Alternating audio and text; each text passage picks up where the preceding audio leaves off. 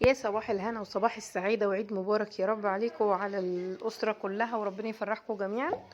تمام ويسعد قلوبكم. دي توزيعات العيد، احنا طبعا مجهزينها بقى ومصورينها. دي حاجات مصوريها على الستيكر اللي هو بيلزق. تمام، بتروحي اي مكتبة بقى تعملي التوزيعات بتاعتك دي. بتصوري الورق، ويعني الورقة كلها بتبقى ب15 جنيه ب20 جنيه كده يعني. ورق مقوى او ورق اللي هو اللزق، دول ورق مقوى دول كده كلهم. بس طبعا انتي بقى اللي بتفرغي، يعني هو المجهود كله في تفريغ الورق. قبل بقى ما نبدأ في ده كله هنصلي على الرسول كده. ولو اول مرة تشوفي القناة ما تنسيش تعملي اشتراك وتفعلي زر الجرس وتعملي كومنت حلو. دي بقى الاشكال اللي انا جايباها كلها. تمام. فرغتهم خلاص. بصوا انا جبت قطر. خلاص، هي كان اسهل حاجة ليها ان هي تتعمل بقطر. فابتديت بقى ايه، جبت قطر وابتديت اجهز الحاجات بتاعتي. فرغت كل الرسومات. طبعا الحاجات الصغيرة بتاخد وقت ومجهود. تمام. احنا عندنا الشارع زايد عشان العيد خلاص، الصلاة بعد نص ساعة. بس انا قلت اسجل معاكم الفيديو يعني. هنا برضو قطعت الحاجات اللي بتلزق، قطعت كل حاجة، فرغت كل الورق ونجهز بقى الحبشتكنات بقى والحركات بتاعتنا. تمام. بتعملوا ايه في العيد؟ بتقضوا العيد في البيت زينا كده وتنتخوا وترتاحوا؟ واجازه بقى بعد رمضان والمجهود بتاع رمضان. طبعا الستات ملهاش اجازه، يعني احنا بنفضل في المطبخ برضه. بنعمل لكم اكلات بقى وحاجات كتير كده، حلويات. رايحين جايين على المطبخ يا جماعه، مش بناخد اجازه. هنا كده بقى الغطيان دي، ودي غطيان كوبايات، ودي الاكياس اللي انا استخدمتها، وعصيان الايس كريم. حاجات كتير حاجات كتير يعني. آه جبنا بقى الصينيه. الصينيه دي تحفه خشب، تقيله جدا جدا جدا، معموله لي مخصوص عموله يعني. تمام. نجيب بقى التوزيعات بتاعتنا، البونبوني والشوكولاته والتوفي ومش عارفه ايه وايه. انا حبيت اشكل وانوع كده فيهم. تمام. وكل واحد ونصيبه بقى. بس انا يعني معظم الحاجات كان شبه بعضها عشان ما فيش حد يقول خدت وما خدتش والكلام ده. طبعا الصغيرين بيبقوا زي بعض، الكبار شويه بيبقوا زي بعض، الكبار خالص بيبقوا زي بعض. خلاص. هنا كده دي كده الحاجات الجميلة. البونبوني الذهبي ده تحفة.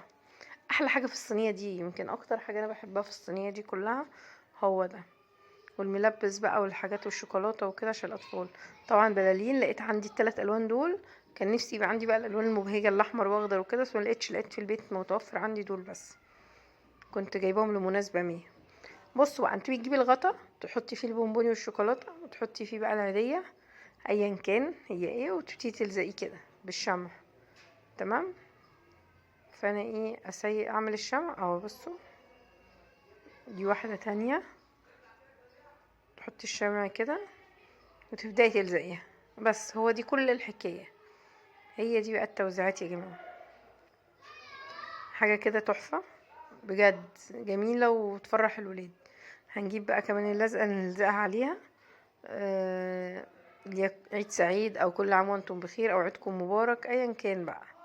وابتدي نلزقها. طبعا انا دي غلطة مني، كنت عايزاها اصغر من كده بس ما المكتبة طبعتها لي اكبر يعني.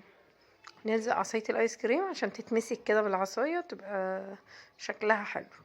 اعمل بقى بقية الكمية، بس هعمل من النوع التاني كمان واوريكم الاول. هنا ايه رأيكم؟ جميل. ولادي بقى كانوا فرحانين بيعبوها معايا. كارت، بالونة، بونبوني، الحاجات دي. بصوا البنات بحط لهم صورة بنوتة، والولاد بحط لهم صورة يعني ولد مع بلالين وكده. نحط مثلا ايه، توفي، نحط حاجات زي كده، نحط بالونة ونحط العيدية ونقفل الكيس. طبعا بقى حسب انتي ما تحطي ايه. ممكن تحطي مثلا الصفارات الصغيرة تحطي، بس انا ما حبيتش احط صفارات عشان ما فيش ولد يبلعها وتبقى مش حلوه. ده كان اول كيس، فبشوف بقى انا هقفله ازاي يعني. فاحط العيدية وبعد كده ايه، نشوف بقى حوار القفل ده بتاعه يبقى ايه. الأكياس دي جميلة، أنا جبت ب20 جنيه كمية، يعني كمية هتقضيني العيد الجاي كمان.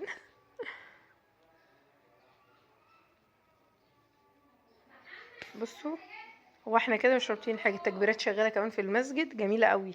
كل عام وانتم بخير يا جماعة. الله أكبر الله أكبر الله أكبر. المهم بقى ايه، هجيب اللزق الاستيكر اللي احنا عاملينه ونبتدي نلزقه ايه على الكيس. فانا وحدت كل الاكياس بالستيكر ده، والتاني اللي هو في اللي هو كوبايات على الرسومات الكبيرة بستيكر تاني، وبكتب بقى على حرف الكيس كده الاسم. بصوا الشكل بقى في الاخر تحفة، يا بصوا جميل جدا بجد. ايه رأيكم بقى؟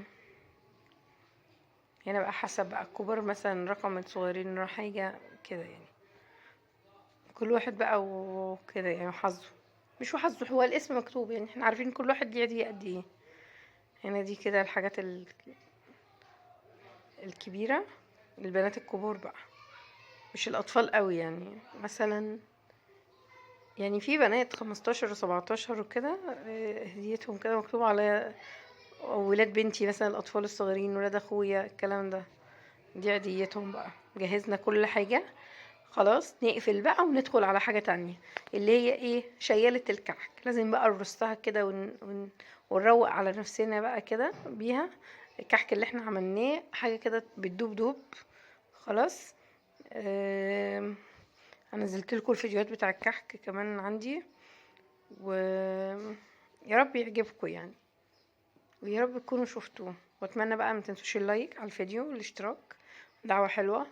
وربنا يجعل ايامنا كلها خير وسعادة وبركة، وربنا يتقبل صيامنا وصلاتنا وصالح اعمالنا يا رب. رصينا الكحك، الرص بقى شوية ايه المنين بقى الصغير ده، عملته من عجينة الكحك يعني، ما عملتلوش عجينة لوحده ولا حاجة خلاص. فاللي هو انا مشيت الدنيا يعني. بعد كده رص بقى كمان بسكويت وغريبة وبيتي فور، هما دول الحاجات اللي موجودة يعني. كنت عايزة اعمل صابليه، عايزة اعمل حاجة هنا، كنت محتارة ارص البسكويت بالطول ولا بالعرض، مش باين له ملامح. يا رب السنة الجاية اكون اشتريت شيالة جديدة مكان الشيالة دي، عشان انا كان عندي شيالة الفرح الاستانلس اللي هي بتاع زمان دي، اختفت. هي اختفت من البيت والله فعلا. كان قعدت عندي 15 سنة وبعد كده اختفت، وانا ليا مثلا ايه 25 سنة كده متجوزة يعني. هي اختفت بعد 15 سنة مش تعرف راحت فين. وبصراحة نفسي اشتري من الاشكال الجديدة يعني، فان شاء الله خير كده السنة الجاية ايه اجيب منها. المهم بقى هنا ايه، نرص بقى الحاجات. كترنا من البسكويت عشان الولاد بيحبوه بيسقسقوه في الشاي خلاص. ودي الكحك بتاعنا حسب بقى يعني، حطيت من كله، اللي فيه لوز، اللي فيه بندق، اللي فيه عين جمل، حطيت من كله والله يعني، حبيت انوع لهم كده في الشيالة. نرص بقى البيتي فور بالمرة يعني عشان نخلص. بصوا يا جماعة البيتي فور ده بيدوب في البق. الطريقة انتوا طبعا يعني قايلها لكم في الفيديو يعني. صلوا على الرسول يا جماعة، وما تنسوش اللايك والاشتراك، وعيد سعيد يا رب، وربنا يجعل ايامكم كلها فرح وسعادة. اشوفكم على خير في فيديو جديد. جهزنا الفول والترمس ونستنى ضيوفنا بقى.